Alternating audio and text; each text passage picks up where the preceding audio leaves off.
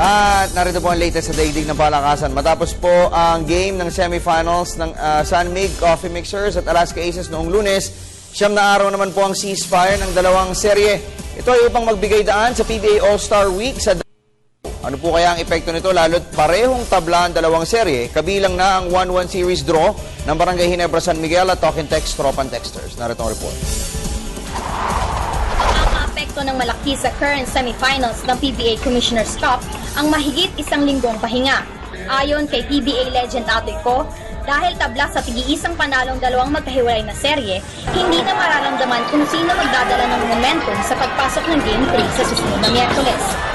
Pero naniniwala si Co na maganda pagkakataon ng All-Star break para sa mga players na nagpapagaling ng injury. Bagay na sinang-ayunan naman ni na Alaska Aces coach Luigi Trillo at San Mig Coffee Mixer superstar James Yap.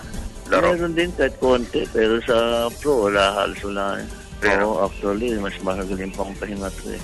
What can we do? The All-Stars here, we have a responsibility to the fans. So, kailangan i-balance yan.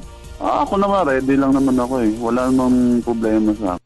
Sa paglilibot ng PTV Sports ay napagalaman namin na mayorya ng mga fans ay nananalangin na sana'y makita ulit nila sa finals ang Barangay Ginebra San Miguel, na ngayon ay nakikipagsagupa sa Talk and Text Tropang Texters sa semifinals. Ay, magaling po. Wala akong tatalo sa Ginebra. Kahit nung araw pa, kay Jaworski pa lang, Ginebra na talaga. Yun ang tatapos sa kanila, si Mark Kagiwa. Ginebra ang gusto kong team. Basta favorite ko yung Ginebra. Masabi ko lang sa kanila, basta good luck na lang sa team nila. Basta I'm go for Ginebra. Ano eh, yung San Mig, sila yung defending champion. Kailangan nilang patunayan talagang defending champion sila. Yung Alaska naman, wow na wow talaga sa championship dahil matagal na rin silang hindi nakabalik sa championship.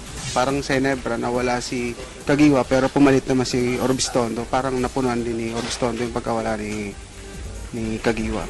Sa TNT naman, kahit wala si Williams, okay naman yung laro nung import niya.